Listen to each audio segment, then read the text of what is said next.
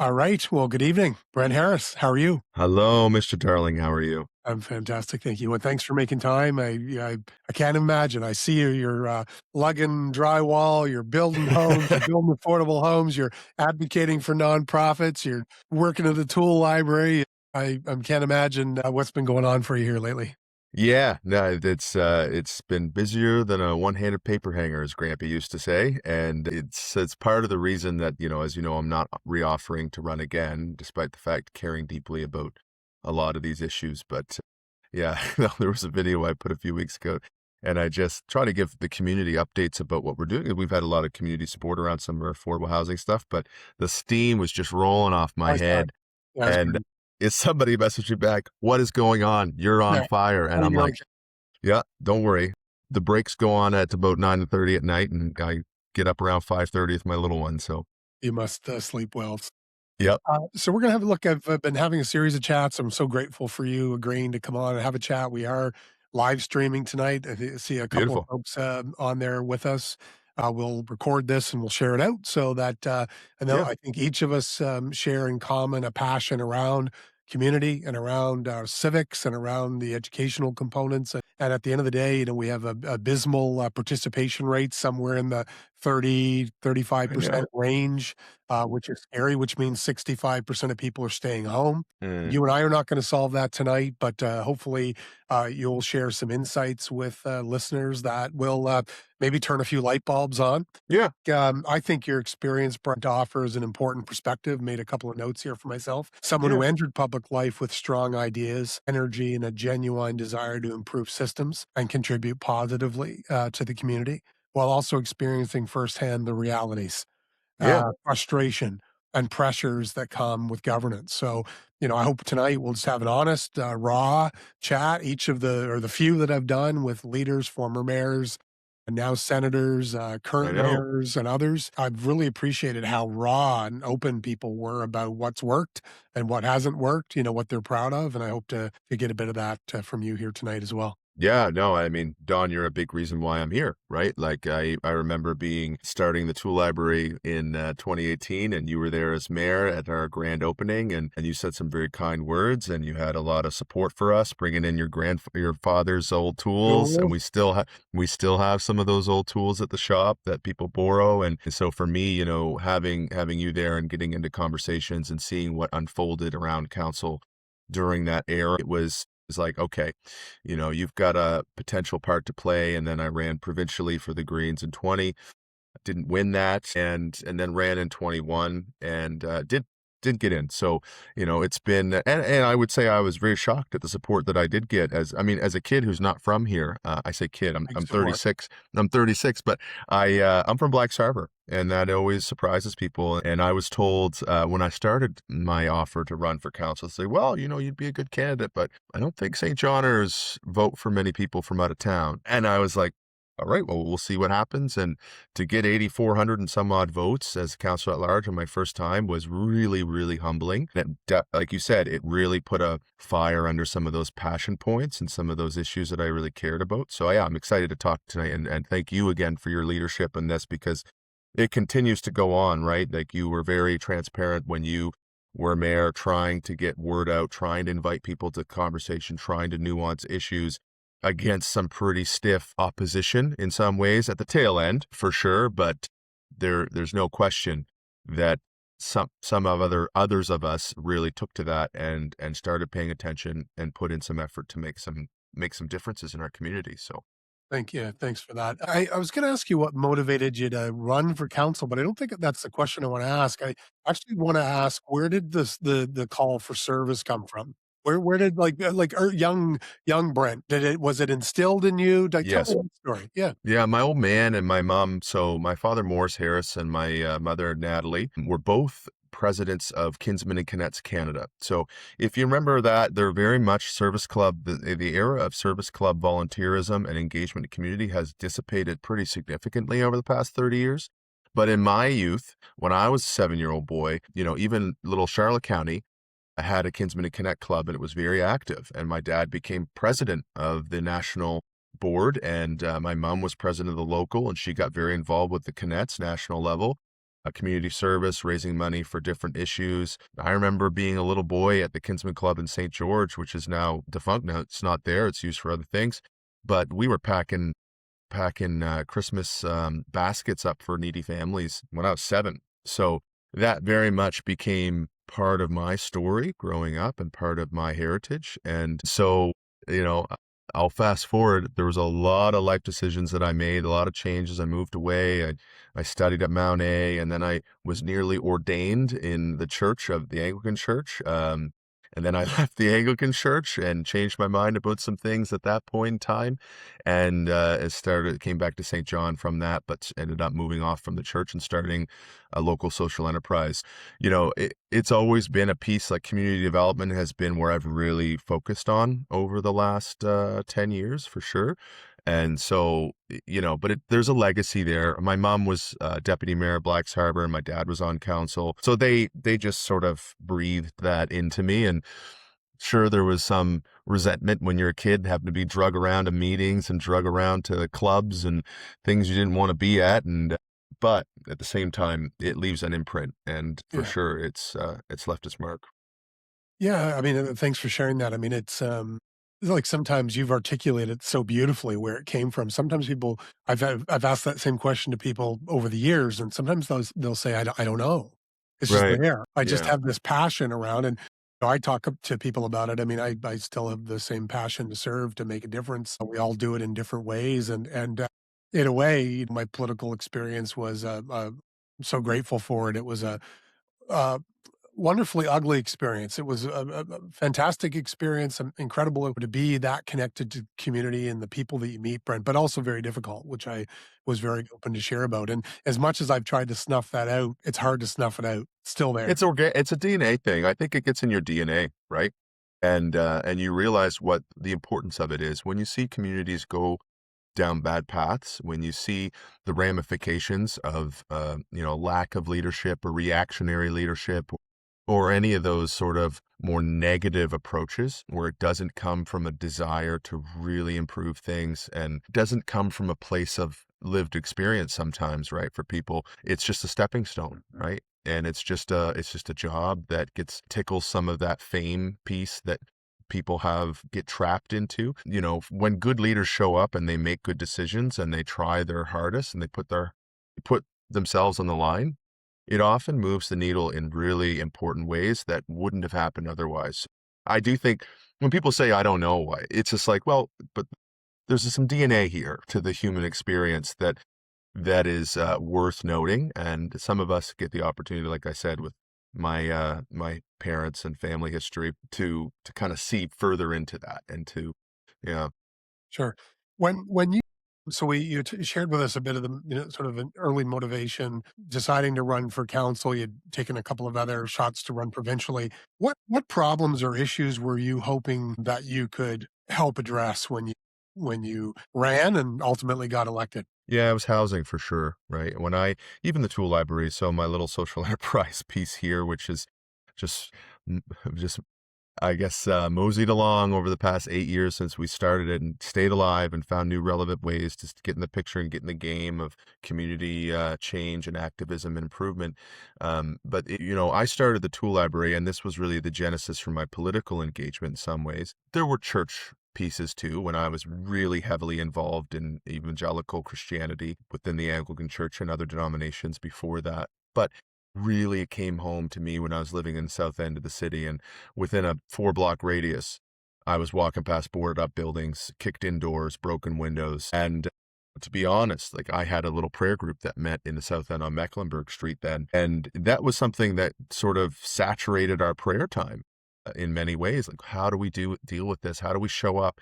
One of the lines in scripture talks about seeking the prosperity. It's Jeremiah the prophet talks about seeking the prosperity in the city in which you live, planting vineyards, building homes, marrying your sons and daughters, which if you understand anything about the sort of hermeneutical nature of Judeo world at that time, like marrying foreigners was a punishable sin and simply looked down upon by the heritage and the legacy of Jewish people coming out of captivity in Egypt, but then ending up in exile in Babylon. So, this was there was certain, I have my own sort of hesitations around church and Christianity and religion now, but however, I can't take that away because that really was the seed that allowed me to look forward and say, you got to do something about this. And this is something that sort of came out of, for the Tool Library, the mission statement was to inspire, equip, and revitalize our neighborhoods. And the impetus was like, okay, if you're going to do something, no one's coming to save this city. At the time, there wasn't a lot of international attention on the city. There wasn't a lot of national attention on the city. It really was a city that had suffered loss and was just trying to stay relevant and trying to stay alive. That's starting to change now, however, but at the time, we were in this place of saying, this is something we have to figure out. And there's no reason why our neighbors should be living in deplorable situations. And what is a vehicle that we could drive into that problem and make a dent? And so we came up with Tool Libraries. I read a Popular Mechanics article that talked about top 10 ways to change the world is to start a tool library, because it invigorates a culture of sharing. It invigorates a bit of a community output piece, and it gives people the tools, that literally tools, and the space and some of the expertise and knowledge share that comes with those places to say, hey, you know what? I can fix my own window. My landlord ain't coming. I'm going to fix it. And I'm not encouraging people to take their landlord's job for them on, but even if you're living on low income, but you own your home, you can still be house broke and have no expertise and knowledge. That started a whole realm of interest for me of saying, why in the hell are people living in squalor in this city? Why do we have an affordability problem in 2018 where people can't look after their homes? Why are landlords allowed to own and operate buildings that wouldn't pass an inspection, but because of some of the flaws in the system and some of the blind spots in the system, there's no intervention? And who's profiting from this, and why would it go on? And so it just led into a whole realm of research for me, and I landed on housing. When I ran for council, one of my signs had a hashtag HouseSJ, and I put blogs out and commitments out and pieces out about what I thought the role of common council could be, just the same way I did when I ran provincially, which there is a little bit more opportunity that the province has to set some of these wrongs right. That was the issue. However, when you get into that space on council, you realize everything is more complicated than it seems. Nuance is often missing from what's available for you to understand and to pick up on. And it's not about agendas or conspiracies that are causing this. It's often just coordination failure. Yeah, I just want to jump in for a second because I want to save. That's you're jumping into.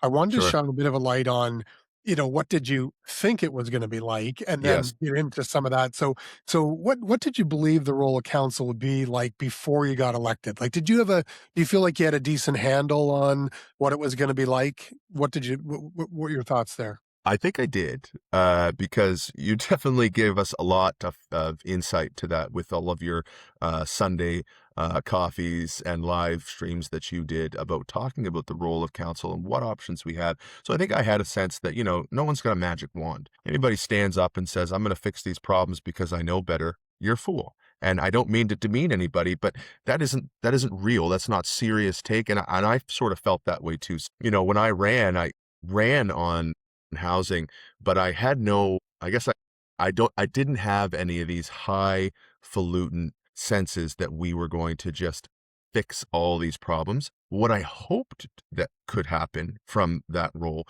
was that you'd have a strong person and a strong voice at the table who could keep finding new pathways to engage on the topic of housing and the other issues that came with it. Because when you start going door to door, you start listening to people, and you start seeing some of these issues, you realize you can't just fix one. You're not there to fix one issue. And if you want to be a single issue candidate, go for it, but you're abandoning a bunch of other things that need to be solved as well. And so I think the lens of governance, I got educated on early. I took some governance training from a very good coach, Kel Wang, who used to be a CAO of the city of Edmonton. Now he's an instructor at Bloomberg. Anyway, he's got his own sort of initiative around governance training called FIO, foresight, insight, hindsight, and I'm just trying to remember the O in that thing. But he gives you sort of like, look, you're coming in here. And so within, I'd say 6 months, I had a pretty holistic view on the role of governance. but you do start with some of these more aspirational goals of like, if we did this, this would change. So, And can I yeah. just interrupt you for a second, Brett? The governance training, I'm familiar with Bloomberg. Actually, now Senator Arnold put me on because she was participating in some of those sessions, actually traveling and participating. He's very passionate about governance. Did you have to do that on your own? Did you take the Yes. initiative? Yeah. So you did Yeah. that. You know, if I probably have a sound effect here. I don't know how to run it, but I mean that's the first. That's the first. Like why do you have to do that on your own? I mean it's clear as an observation that I have that you know many candidates don't understand the role. Like if each of the folks that I've chatted with over the last, maybe 3, 4 weeks, we've talked about governance, right? Mhm. Like eyes on, hands off, whatever. Oh, you're not driving the snow plow, as Senator Arnold said. But the fact that you had to go out and do that on your own, I mean, if we're going to enhance our participation in our democracy, if we're going to get to better decision making, if we have more transparency, if we're going to have more accountability, which people desire, we have to work on that governance piece. Mhm. And, we have to invest in that proper training for people because at the end of the day, the ballot box will decide on Monday, right? You and I don't get to decide. The ballot box decides who's going to be the next council. And some of those folks are going to have, could have big gaps in their understanding of this piece. Oh, yeah. So when you come into council, at least in St. John, you do have some sort of personal Yeah. development money that you can spend. And I was keenly aware that I didn't know what I didn't know. I come from an educational, I shouldn't say educational background, but I come from somebody who took a bachelor's, nearly finished a master's, and has tried to have a continuing education. And my master's would have been in community development within a sort of an ordination track that I took at U of T, but it was not just within church pieces. It was also secular. And it was also just standard good practices for community development. So when you study that stuff, you realize when you're used to learning new things, you realize it's a lifelong journey and you can't go wrong by taking training. So I had my doubts, like, what is this training really going to be? But I knew I needed something. And this was a good pitch. It came to my inbox within the first 6 months. Myself, Councillor Radwan, and Councillor Joanna Killen took it at the time, and we were the only three. And I don't know how many other counselors have taken sort of third-party governance training, but I can tell you that my biggest takeaway was realizing that you only have three areas of influence. And as a counselor, you have strategies, you have programs, and you have policies. And you have to know which levers to pull. And you can waste a lot of time treating something that needs to be a strategy like a policy. And the difference is that a policy is where you have a lot of control, right?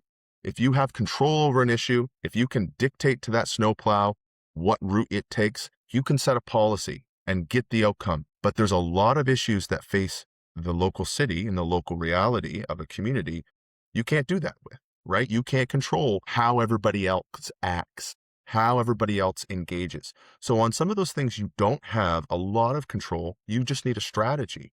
And that strategy, how you fuel it, how you resource it, how you push it, how you communicate it, that's the level of success you'll get. If you have a strategy without those resources, it doesn't get that success. So there's really great strategies. People talk about plans on the shelf that never get done, but it's often because they don't have an advocate around the table to really pay attention. And the advocates they might have don't understand that, well, really, this is an area where we have some control, so we need a program, right? I think of something like ProKids. ProKids is a fantastic sort of example of a community that said, you know what, we got a lot of kids who are in poverty here, and they shouldn't be barred from being able to participate in a range of extracurriculars just because they come from a home that doesn't have a ton of cash. And so let's create a program called ProKids, which is going to resource them to be able to participate. And that was, as easy as I can describe it. And that program piece is sort of in the middle. And then you think of like, okay, what's our climate change strategy? Well, we can't control the fact that people go on vacation 20 times a year and have the money to have boats and have the money to have 5 vehicles, and emit more and consume more. Like that's something you can't control. So you create a strategy there about how you want to move things toward an outcome.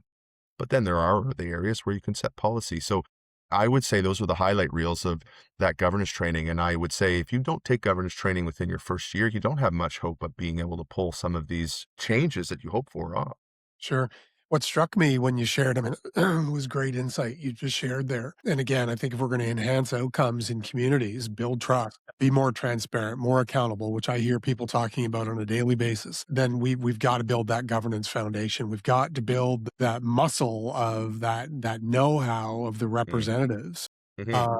um, around the table. Because what struck me when you were sharing your strategy, programs, and policies is some of those are tougher, Brent. Those are harder. Strategy's hard, Sure right? is. Like, Yeah. programs can be hard because you've got to really sort of think that through. The policy stuff, actually, I would say there's an inclination not even to get to policy. There's an inclination like the cat's in the tree. I get to get the cat out of the tree. So we're in the, Stephen Covey years ago would have called it, urgent but not important. Like it feels important because you're on the phone and constituents are calling and they want their street plowed and all that kind of stuff. But I worry.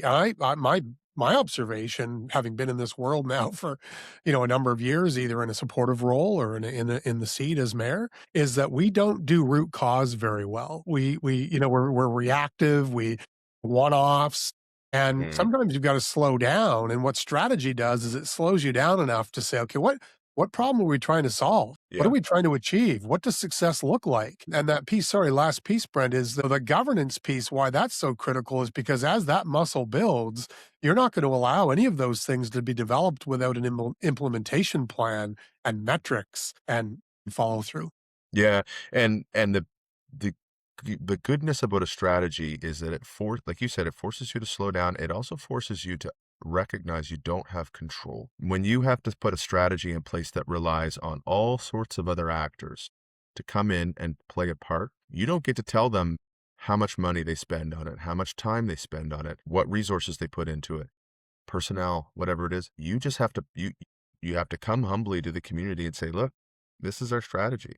And we think this is why it's a good strategy, but we can't do it by ourselves, right? And I think this is the fable that some candidates tell themselves is that governments are all powerful. Governments are dysfunctional because humans are dysfunctional.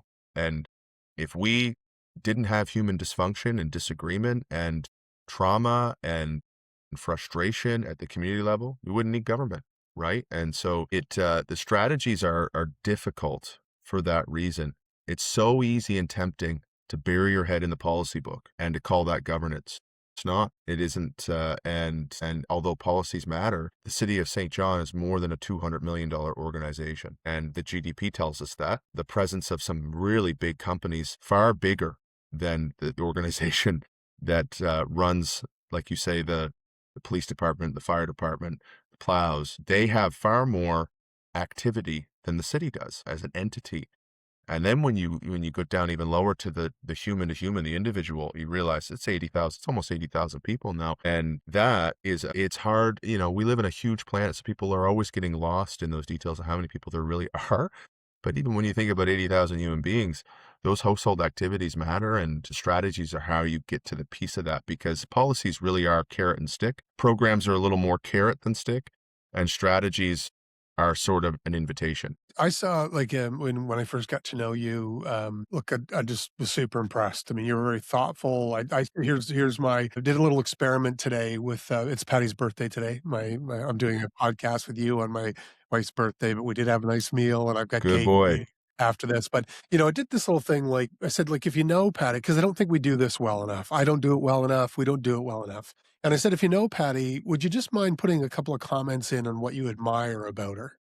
Mm. Like, don't tell us because it's easy to get caught up in what we don't agree on. But I mean, I just really saw you like intelligent, thoughtful, passionate, articulate, I knew you were going to bring great energy to council. And at the same time, and I might have said this to you at the time, boy, you're going to be frustrated. Like it's challenging. Mm. So Mm. with everything we've already said, how difficult was it to move ideas forward in the system?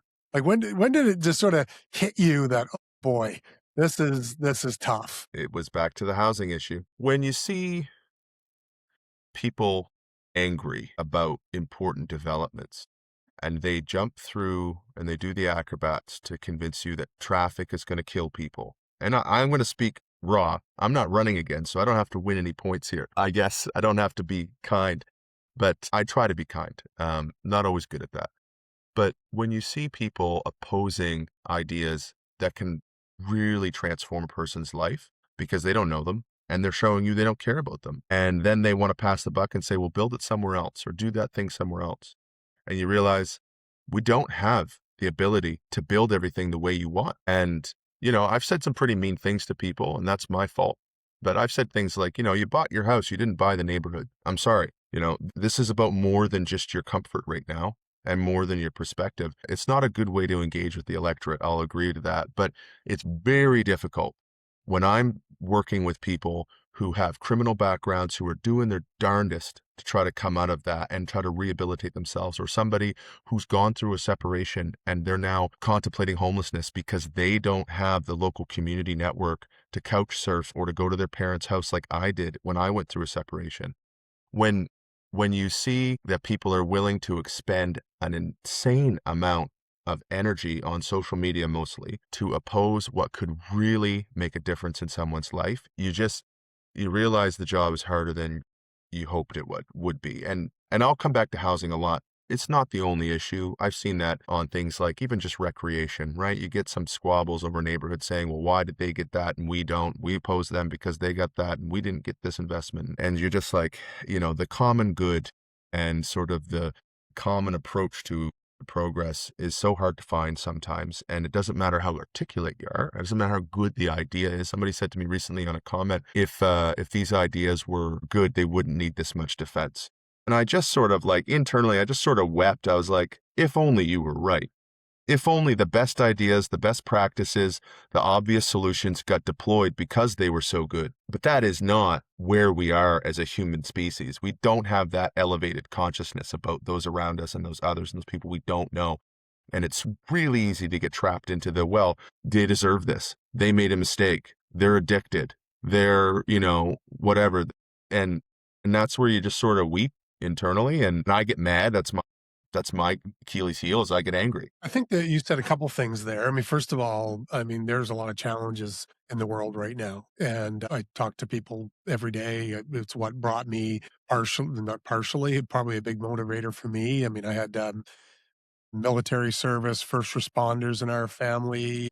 My mom was of service, really, whether it be through counseling or nonprofit work. My dad was a professor, but my mom probably modeled it the most for me. And that's so what drew me. I mean, I care deeply about community, about social equity. I mean, there's a lot of gaps, there's a lot of challenges in it. It does. I find it very frustrating. I'm older. It's been 10 years, right? I mean, I became mayor 10 years ago. So I'm older. I'm more mature. I've made tons of mistakes too, Brent. I'm trying to be, to learn as I go. But you said a couple things. The raw piece really resonated with me because why is it? Now, I mean, again, I think we ought to show up, be kind and empathetic and caring, but that we've trained, in my opinion, I'm putting words in your mouth, but we've trained, a lot of elected officials to tell us what we want to hear. It's it gets tough, right? Because when you're you're trying to have these conversations and they're too raw, there's a bunch of pushback and I think again, some of it is warranted. My experience, I guess what I'm trying to say is these issues are incredibly complex. What the mayor's job taught me was, it was incredibly complex. There was a lot of interwoven components and many people, not a criticism, an observation, including in City Hall, around the council table and as citizens, didn't, connect the interwoven pieces as well as we could as a community, as a society. Yeah. And I'm seeing it. I'm seeing it in this election, right? I'm going to lower the taxes, pave all the roads, hire unlimited first responders, build unlimited recreation. Pull all the bike lanes up. I'm being a little bit tongue in cheek, but it's sort of like that. People are not, how come taxes are so high? Then, announce $40 million in additional spending. So it's that interwoven connected pieces.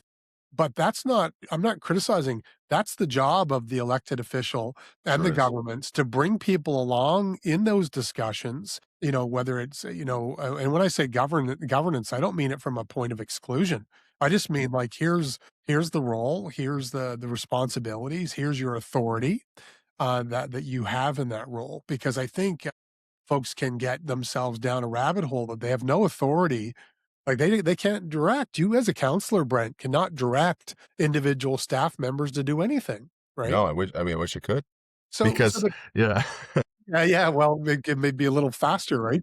But it just strikes me that my time as mayor, watching this council, my day job working with the MP, I don't think we have defined success well enough from a perspective of inclusivity, No, right? and you don't get points for having the lived experience, right? So this is the part that really burned me along the way was that I lived in impoverished neighborhoods. I still live in one.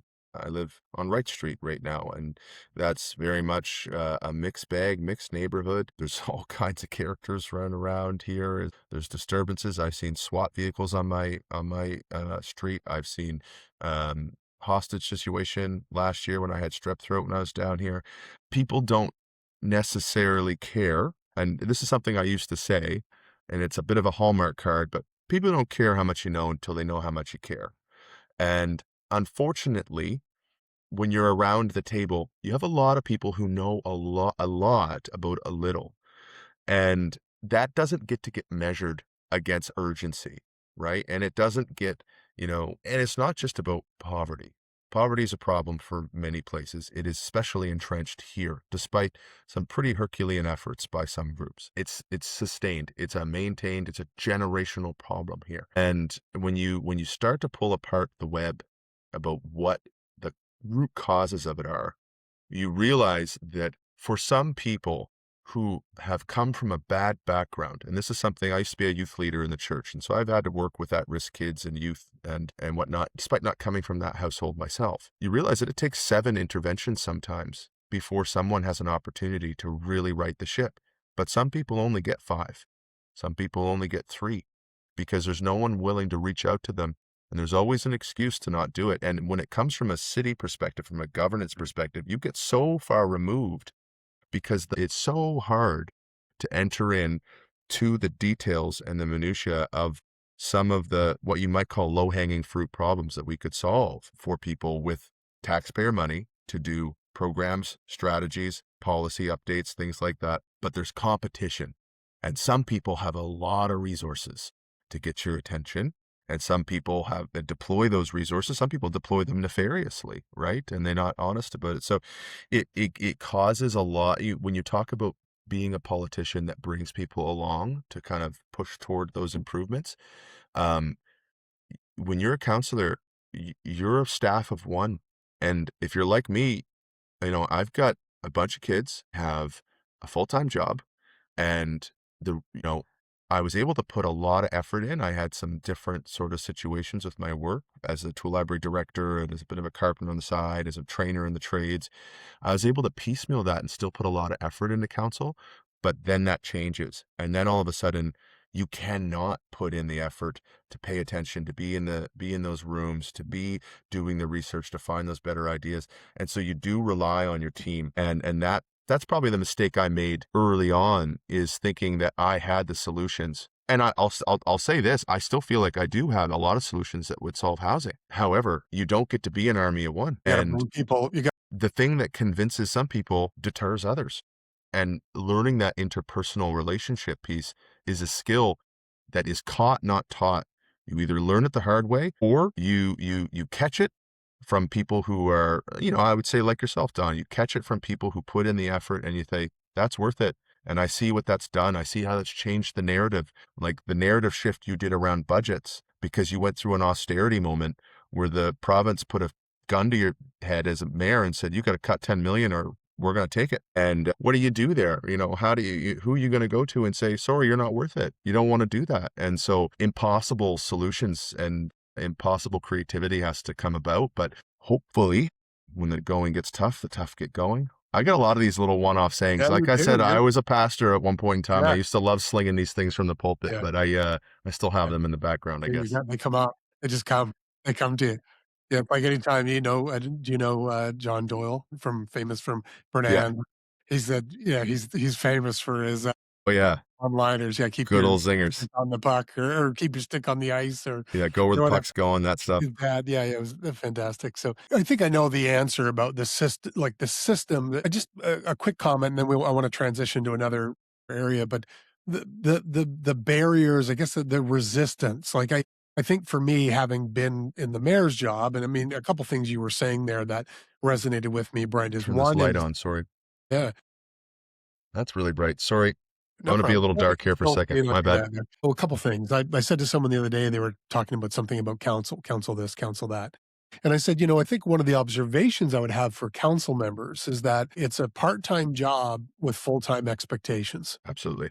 Right? I mean, of the public of the individual, of the council member, but just the kits. Like, I would spend, now as a mayor, I worked full time at it. I don't even, know the hours. I mean, it was essentially a 6 at least day a week job, and Mm, then there was evening social media stuff. And then there was, reading 800 pages on Sunday afternoons. And for me, I felt it was really important. I read every line. I mm, wanted to know every line. I wanted to mm, know all the background, all this. So there's that piece, like that expectation piece. But I guess what I was, there's the dynamics of the team and trying to build that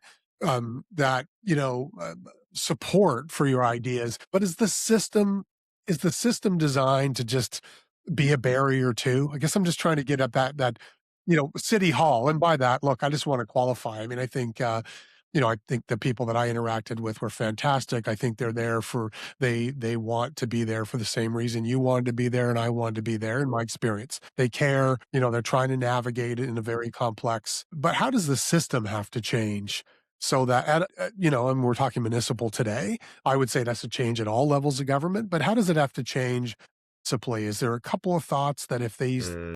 few things changed, it would make a profound difference? One of the most inspirational stories I've ever read about government, and it comes out of the asset-based community development training that I did, ABCD.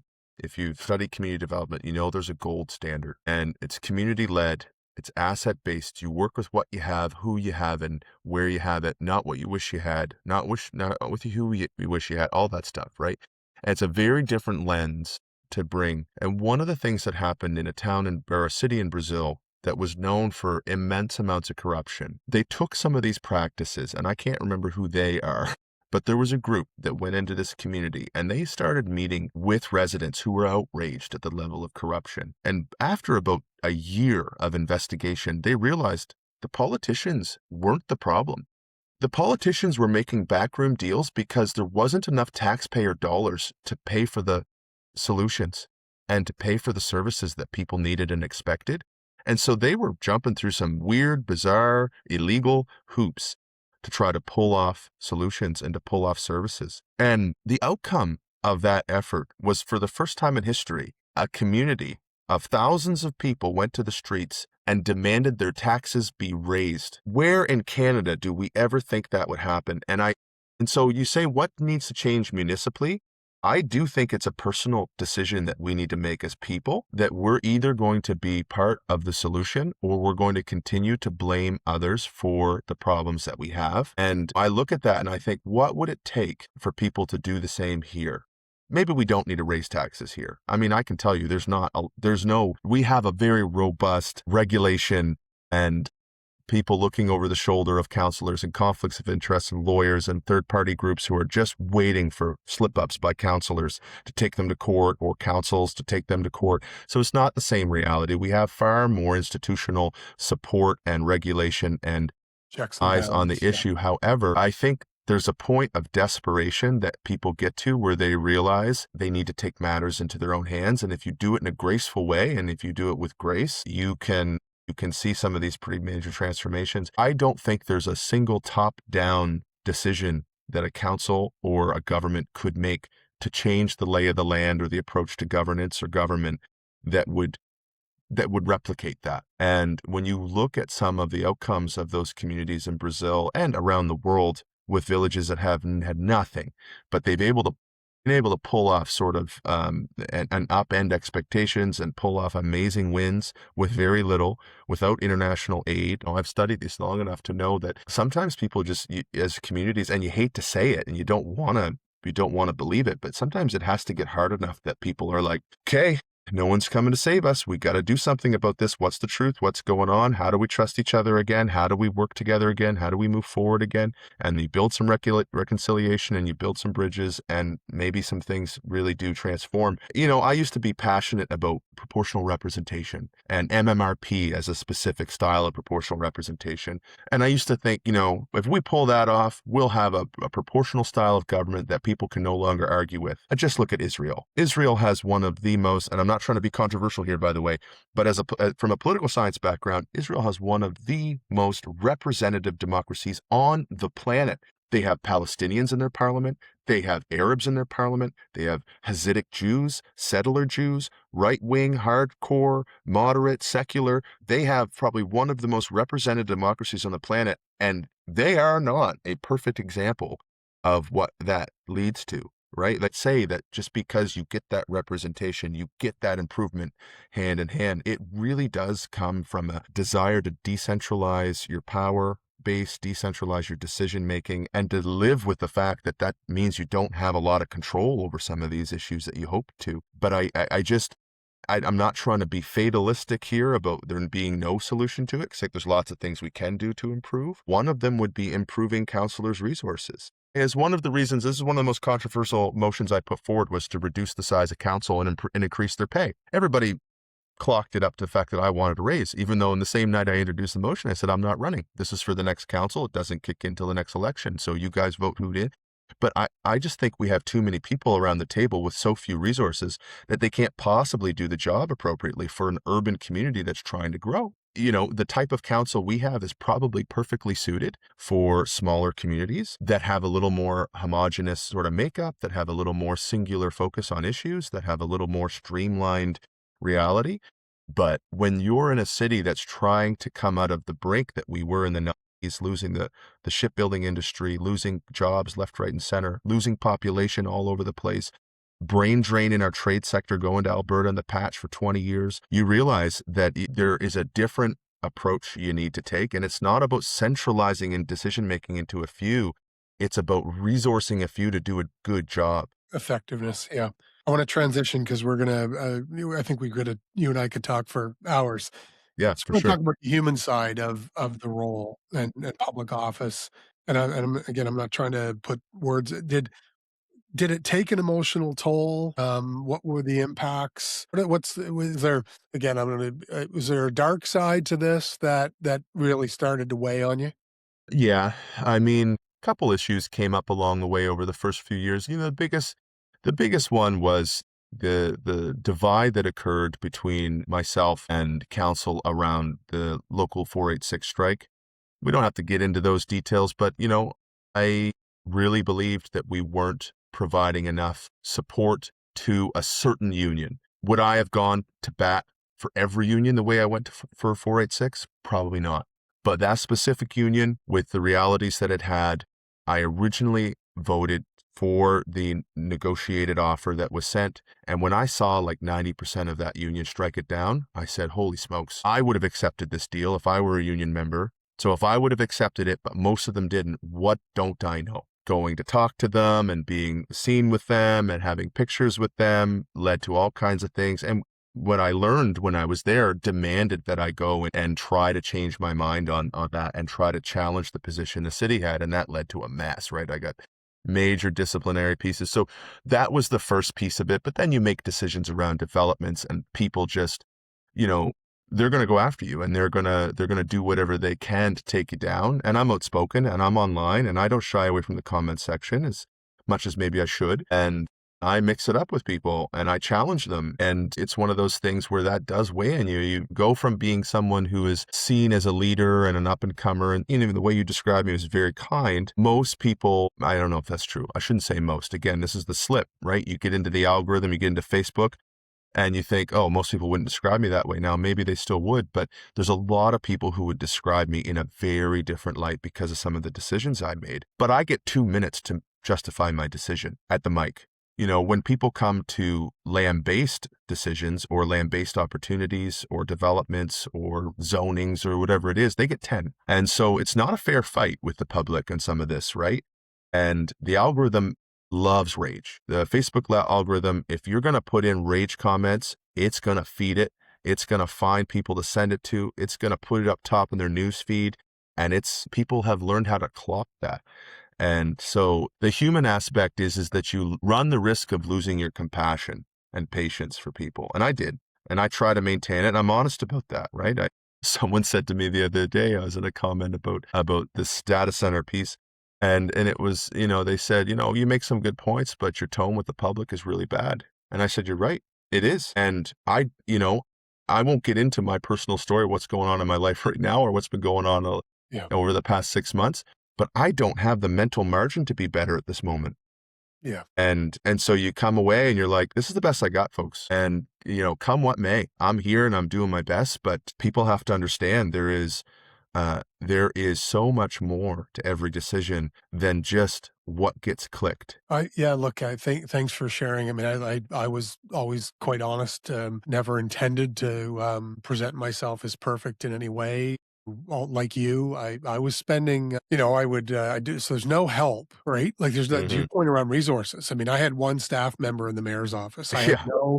no comms help. The social media was me. I would spend, whenever I did get home, I'd spend 3, 4 hours a night responding because I was passionate about responding to people, setting the record straight. We didn't have to agree, but there's a difference between fact and opinion, so Yes. I'm very familiar with that space. I think it's actually gotten worse, Brent. I Yeah, think I it's do. I gotten much agree. worse. The algorithms and all those things that you talk about.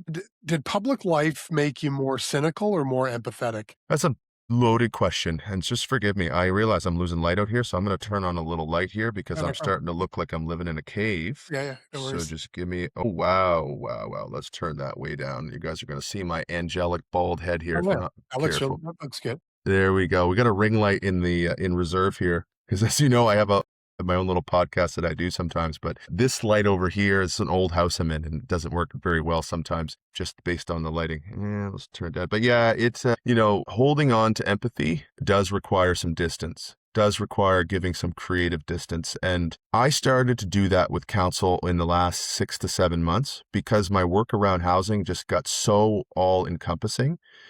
And you realize, I made a decision last July, said I either have to run for mayor or I have to give up on this housing piece. And this, not to give my own shameless plug, but this Vacant to Vibrant initiative that we've pulled out of it's sort of been incubated out of the tool library over the last 2 years has really identified some gaps, really drawn in some really creative players and some interested parties, and people are starting to rally around it in interesting ways. And I said, I can't do this again. If I'm going to run as a councillor, I'm going to do 2 jobs poorly because my last 6 months has been sort of the worst attendance around community events, things like that, even just committees that I'm on. Can't do it.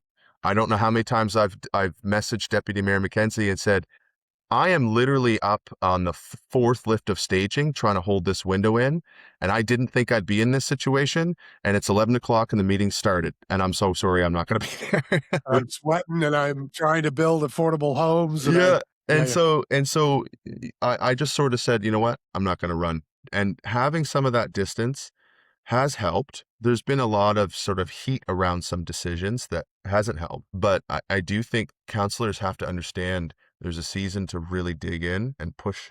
There's a season to get away, and there's a season to kind of retreat and to go inside and to check yourself and check your approach and check your assumptions. And that doesn't happen without intention. No one's going to do it for you. They're not going to give you time off. The council packet's still going to be 1,200 pages long, and you learn how to sift and you learn how to hone in on those items that you can do something about, and you learn how to say, okay, I'm not going to be able to do anything about this decision that staff thinks is right about this type of thing. I don't have the background. I don't have the alternative. I don't have enough engagement outside of this city to be able to say they're making a bad decision or a good decision. So you sort of just have to kind of get in there on that night and try to engage. But then there's other ones where I really pushed in. And so I don't think I found a balance in my fine years. Homeostasis is probably an illusion, but it's still it's the best we got, right? You still have to try for it. And with empathy and compassion and, cynicism is one of those things that it's an illusion, right? When you become cynical, you have to acknowledge the fact that you're not telling the truth. You're just giving up, and you're assuming with that cynicism that you can't do better, that no one's going to come along and be able to do better. And that's the trap. And your ego gets wrapped up in that. And yeah. I didn't, just to clarify, I mean, this is why I love long form and just, I mean, you quickly went by, you and Joanna were doing your MB Polypod and Yeah. you quickly went by that. It was freaking amazing. Like you guys did some amazing episodes. It takes a lot of energy. You're doing all these things. You're raising kids. You're on you're throwing in a podcast because you care about the community. You were tackling big issues. You were talking province wide. You were Mm, listening guests from all over the country. So just for a minute, celebrate what you were doing. I mean, you just went yeah. by that like we just, building houses for the most marginalized, not running a nonprofit, raising kids, doing a podcast. I mean, you're doing an awful lot. The question that I'd asked you, I didn't mean it as it was meant as an honest question, not a setup. And Yeah. I actually think, and I'm not suggesting you said it was, but I think that actually that you can become cynical in the Hmm. role. It wears you down, Hmm. especially in my experience, Brent. If you're there and you really want to change, you really want to dig in on the issues that matter. You see in the community, you're listening, and there's a reason a lot of this stuff. There's a reason why police governance is in the mess that it's in. There's a reason Mm, why taxation is in the mess that it's in. There's a hmm. reason why, the big stuff, the lack of balance in a number of categories. There's a reason why the finances got away on us. And it's because that stuff is really, really difficult. And I used to use the example, during budget deliberations. I say, council, just going to share an observation. We just debated community grants, which is 165 $200,000 for 35 minutes. And over here, there's 70 million. I can't get you to talk about it. Hmm. Right? Because that's really hard. That's really heavy, heavy lifting. So, I mean, just to explain that piece, I want to flip now to when you reflect on, and sometimes it's hard because you do need a little bit of distance, I found, but what are you most proud of from your time on council? I'm most proud of the housing reforms we did, and people can knock it all they want, but tent encampments are down significantly. We are going to stand up the only housing secretariat model in Atlantic Canada. It's not online yet. And my preference was not for a housing secretariat. It was for a municipal housing corporation like we used to have in the 70s, 80s, and then died in the 90s. But and some of the reforms we did around as a right housing, this house of mine right here on Wright Street, it's a 5-bedroom house. I rent it, cost me a fortune. I got a lot of kids, so we need it. But if I tore it down, if we owned it, I could tear it down and build a 6-unit building here as a right. There are a lot of communities that are passing on that and giving back money to the federal government right now. Miramichi just happened to them. Yeah, because they don't want to do that. Yeah. They don't want to do that because the public outcry is that that's too much density too fast. It's not gentle enough. I hate to say it, people, but when we think about the future, you cannot all have white picket fences and single family detached homes. If you do want that, we are going to have a lot of people without anything. And there is a lot of changes that we've made here in this city, which will take 10 years to feel the result of. There are some results that we're seeing around neighborly homes right now that are showing really good indicators. Somerset Acres. People love to celebrate Marcella Brown's project in Fredericton, 12 neighbors, and rightfully so. Pretty major undertaking. That took a millionaire to come in and do something for his community that only he could do. I'm not going to say we don't have those people here, but that's special. And not every community can say they have someone like that, nor should any community look to that as the only way out of their mess. One of the first things that I did, and this came from a really good batch of supporters that were of mine when I first got on council. Morgan Lanigan really was the one who found this, Morgan. And he pointed out, Brent, the Local Governance Act, Section 137, point C, allows you to repair buildings, not just tear them down as a city. So what do we have now? Took me a year and a half, pointed it out to the city, many meetings. Staff were like, well, you're right, it does say that, but we've never seen that happen before. We don't know what the city would, or what the province would actually reimburse us. But now we actually we find dilapidated buildings that are abandoned, that people have, for whatever reason, not fixed and aren't housing people. And there's 150 of them in this city. privately owned. That doesn't include any vacant publicly owned buildings for the NB housing. There's 150 privately held dwellings that the longer they sit empty, the more damaged they become. And now the city has a program, again, back to the governance lane. This is a program, the repair program, to go and hire a third-party contractor to go fix the roof and windows because water's getting into the envelope and it's going to rot everything away. And we've done that on a few buildings to save them from the wrecking ball, because a standing building is the greenest building. There's all this embedded carbon in it. There's all this opportunity. There's trapped equity in it. And we now have a program to do that. That one stands out to me as a solution that we deployed that took some convincing, but we got there on, and we have. The next council can choose to put more money into that, go further and do more, because it goes on the tax bill of the owner. And if an owner's going to leave a building to rot, they better darn well have a good reason during a housing crisis to do it.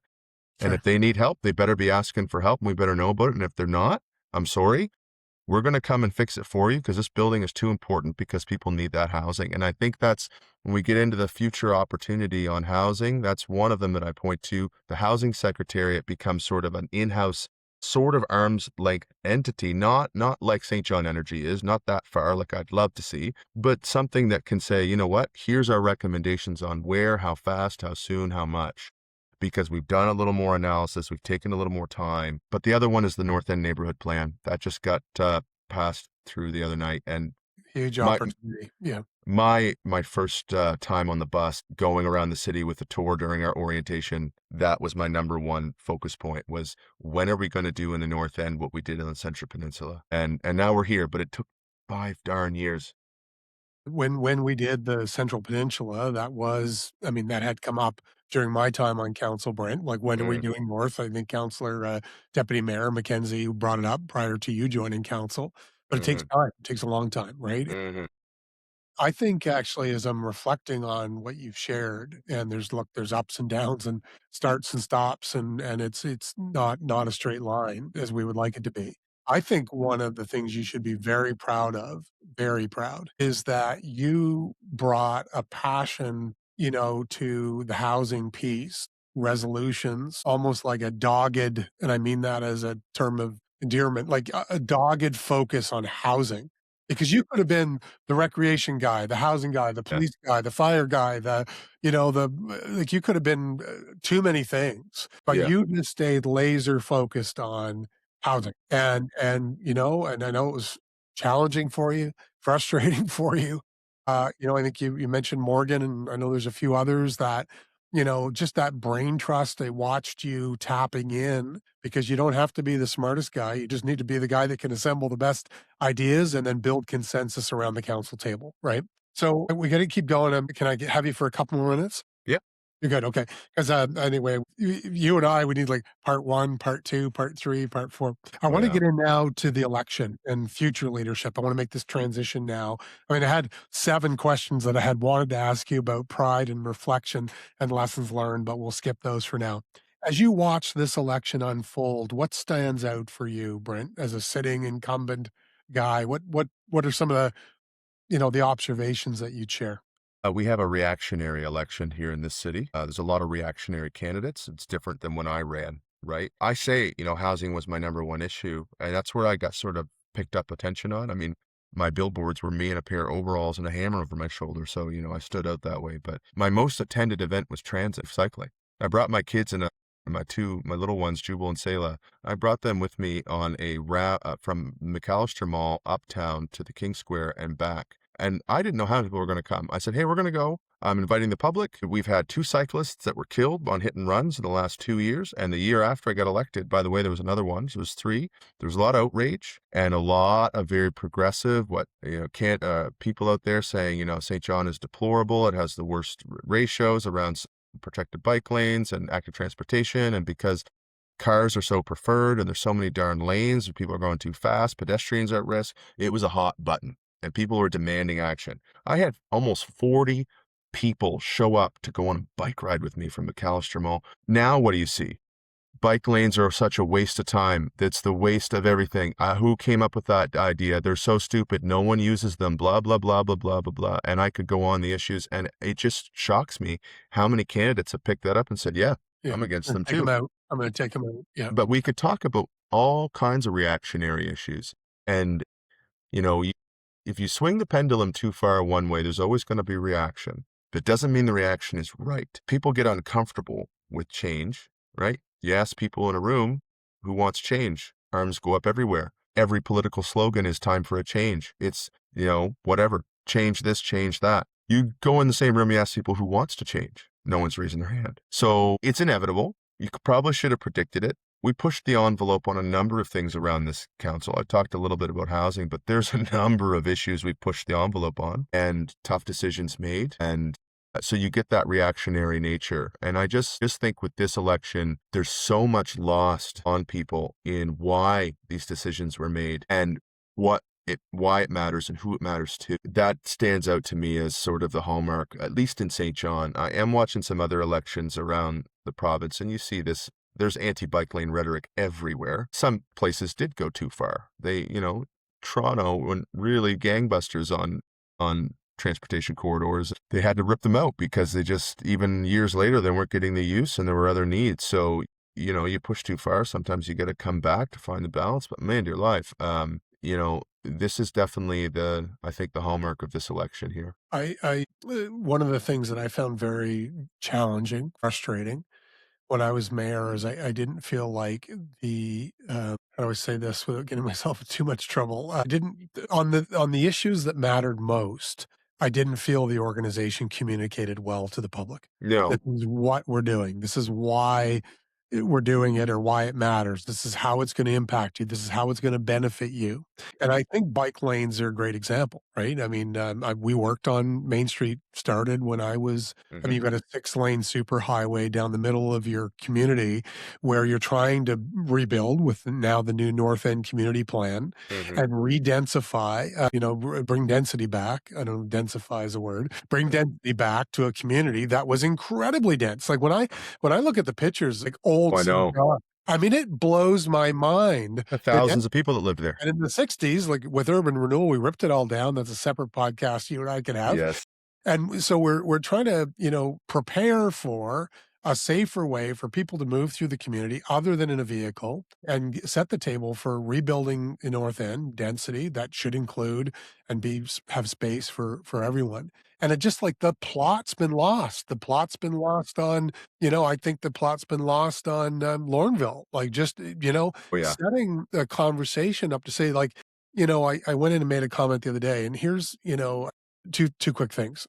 One, I was on the CBC one time when I was still mayor and I said, St. Johners want everything to change and nothing to change. Yeah. And that's a grind. What I've heard in this election, Brent, is, like we've defined this election around, look, public safety concerns are valid. Bike lanes, when I see, candidates standing and saying, well, I'm going to rip these all back out again. It's like, my God, really? Is this what we're going to define? And it's because we've not provided, when I was a kid, there was a show that I used to listen to in the back of my mother's AMC Pacer, and the host was Paul Harvey. And that's part of the name of my podcast, Curiosity and Context. And he would always end the end of the segment with, that's the rest of the story. That's right? the rest of the story. So why did that guy? I remember him. Yeah, why did we put traffic calming measures in place? Because we have roads people were driving 100 kilometers an hour down, and people were going to die, and we're dying. Hit and runs were way up.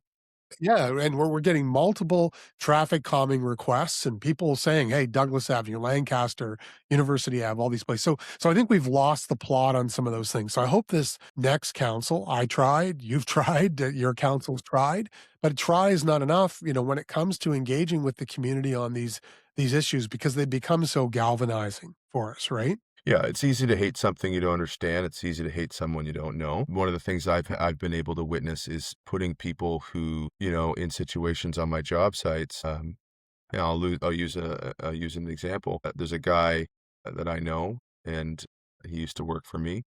He used to be a little bit bigoted, and then I had an Eritrean immigrant come to one of my training programs, Mulu. I'll name him. He doesn't mind. One of the hardest workers you ever meet.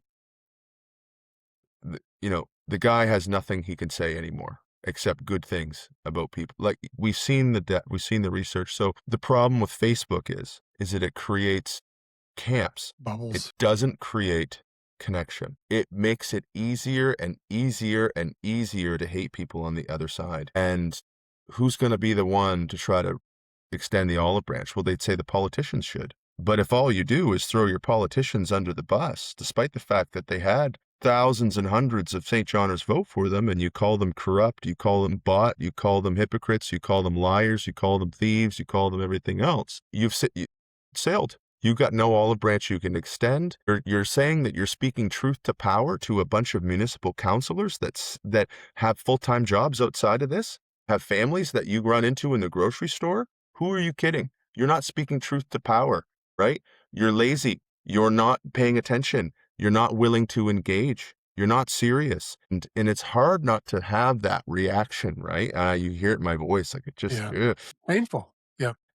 When you see the reactionary nature, you realize, no, there is more at stake to this. And somebody has to call a spade and speak truth back to that force that's trying to destabilize and disconnect and pull apart and tear down. And you have to say, look, Edmund Burke was right. And I'm no conservative, but Edmund Burke was right. The father of conservatism, right. You should never tear down a fence until you realize why it was built in the first place. And if you don't know why it was built in the first place, then don't tear it down.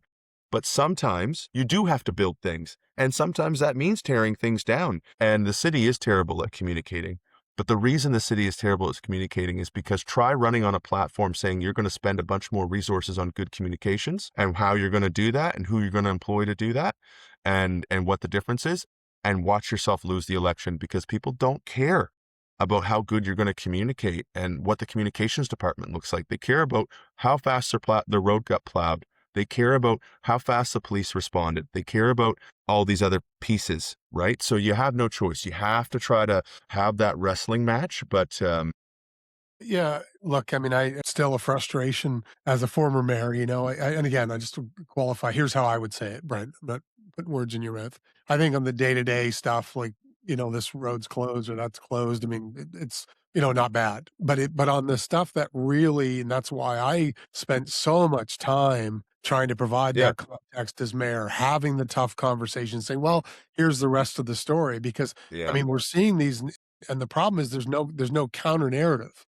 Right? So I agree with you. I mean, I think it's all interwoven because, the arena now that has become politics is so ferocious. There's no boundaries. Like you're attacking your looks, your size, your family. You can't walk through the grocery store. Like we've lost civility. That's what I talked to with the other folks that have come on, is that like civility has been flushed down the drain. And we don't fix that piece.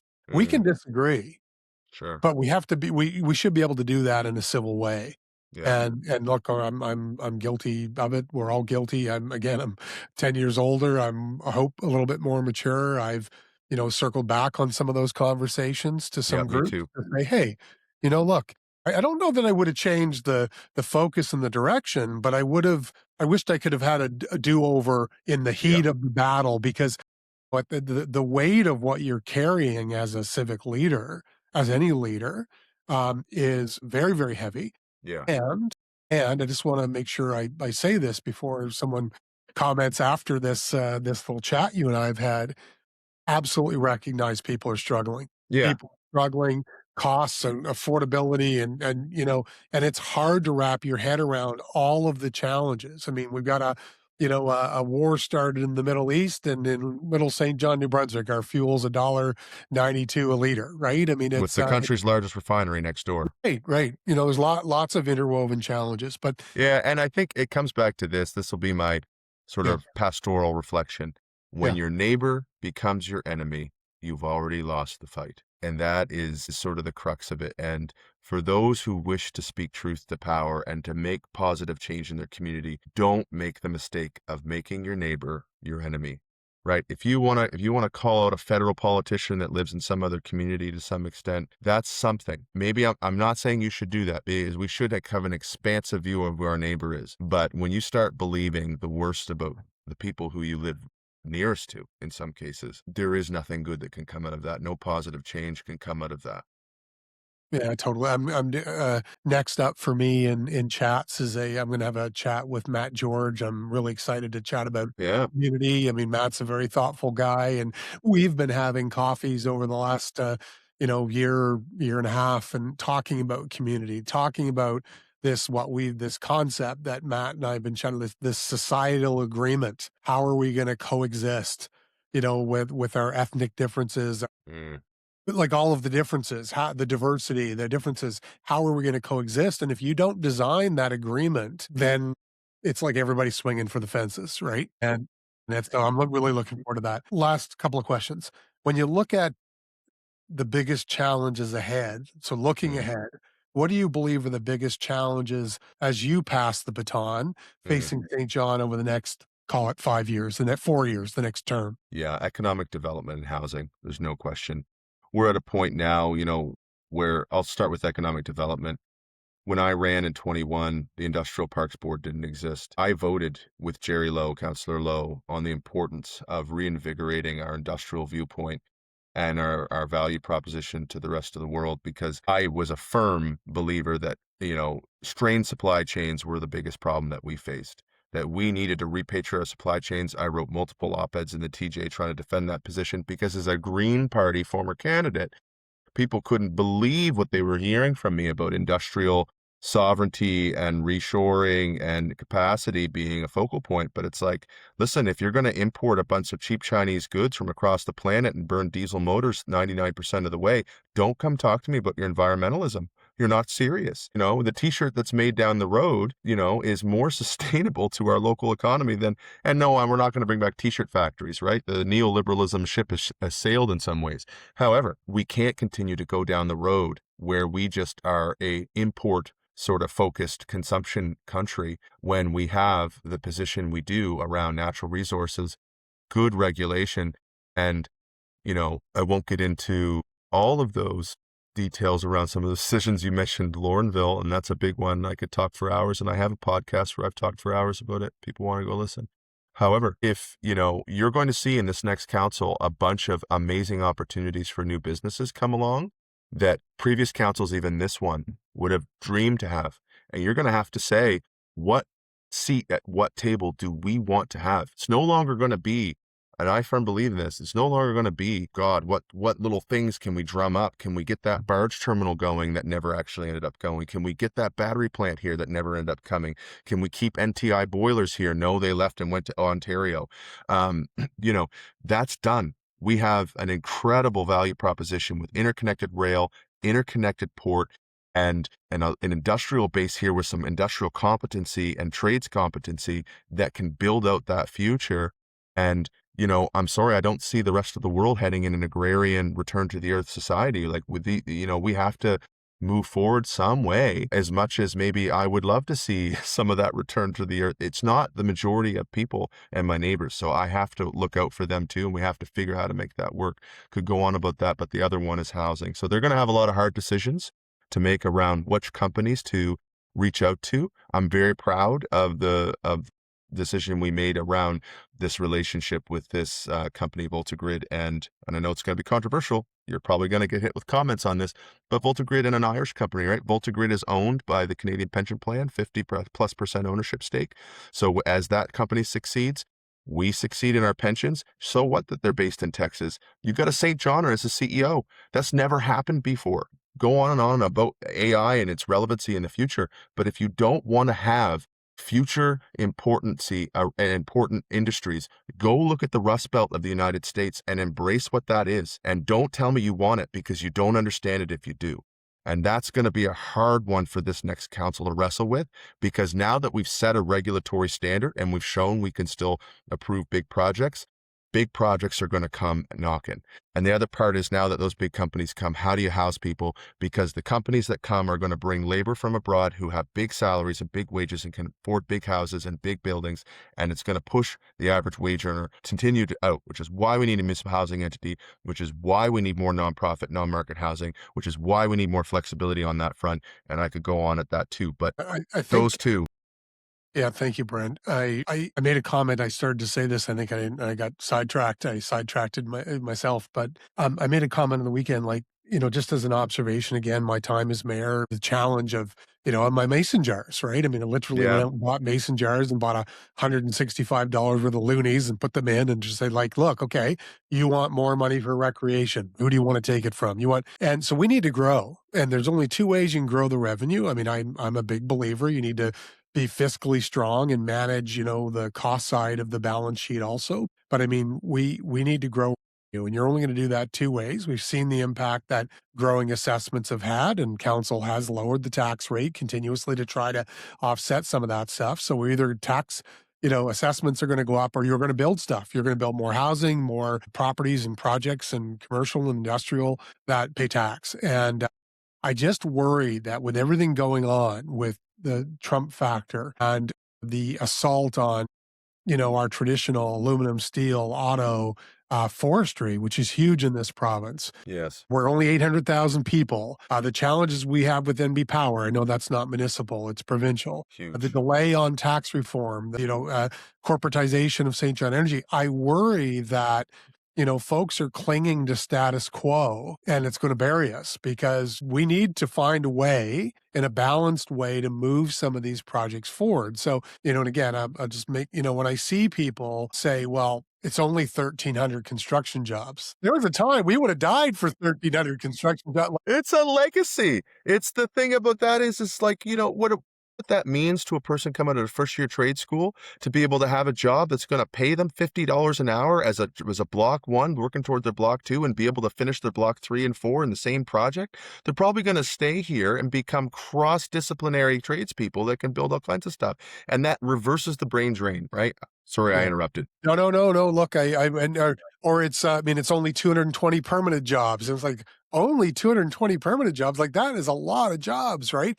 So, and my point is, and look, I'm not saying people shouldn't be heard and their concerns Sure. shouldn't be heard. What's been missed in this is, whether you like it or not, like here's a narrative to frame this discussion up. So we've got one side speaking to this, but we don't, and I mean, I know that one of the proponents has run some billboards, but I think the local economic agencies really needed to have, and I hope they still will soon, frame up the opportunity. Look, this is what it means. Here, we hear you. Here's what it means. Here's what it means for tax base. Here's what it means for community benefit. So then we can have a debate that's based on some balance because, right now I don't see that, but No. And those aren't gonna, the puff pieces are never gonna get the same kind of traction on social media, not with a lot of money. And then when you put a lot of money into it, people say, well, that's just a bot ad and that's not real and that's fake news and that's a lie and that's something else. But I do think the Economic Development Agency is not, the entities we have are not right. They're not suited properly for this role. I've heard it said that, governments in Canada are built by lawyers, in China are built by engineers.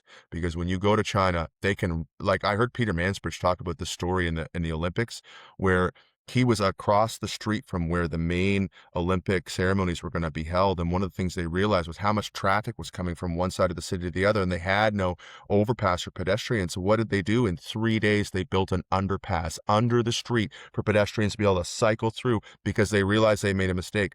There was no public hearing. There was no public opposition. Nobody protested in the streets because they can make decisions like that. I'm not saying we want to be China at all.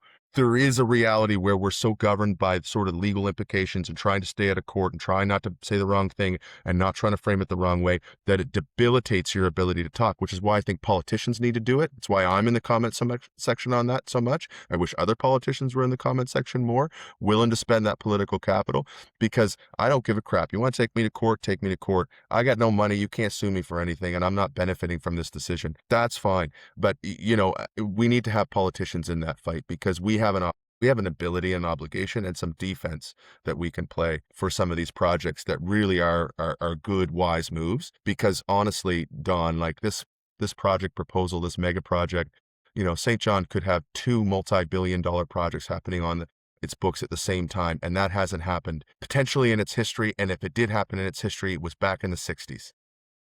I think the moment we're in, You Brent, know, the moment we're in with the challenges that we face with affordability, the challenges that young people face today, reimagining and retooling our economy. You know, I had a boss that I worked with in the past, and his comment was like, "Never waste a good crisis," from a Yeah. perspective of motivating you to Yeah. do things that maybe you wouldn't have done last week, right? Yeah. So, last question: if you could leave one message for future candidates or elected officials or citizens about leadership and public service, what would that be? One message for council specifically. Yeah, it could be, yeah, I mean, as you look at, I guess, the community, we're gonna have Yeah. elected officials, citizens, like, how do we you've done your tour for now, you're young, you can do it again, you've done your 5 years, you've learned a lot of lessons, you've had some wins, you've had some losses. If Mm. somebody said to you, you know, "Brent, what advice do you have for me as you pass the baton off?" What would you say to them? So many things. I think the lesson I learned the hardest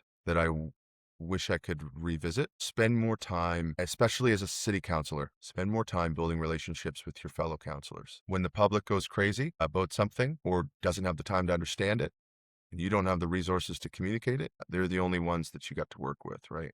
And you need them every time. And somebody said it to me, I think it was my governance coach, actually, Kel Wang. He said, "You only have three things as a counselor: the public, the staff of the city, or your council. And you need two of them to do anything."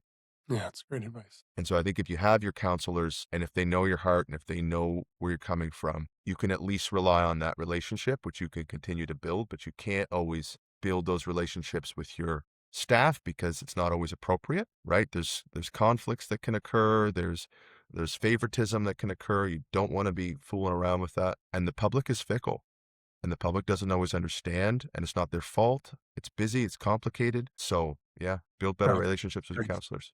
That's great advice.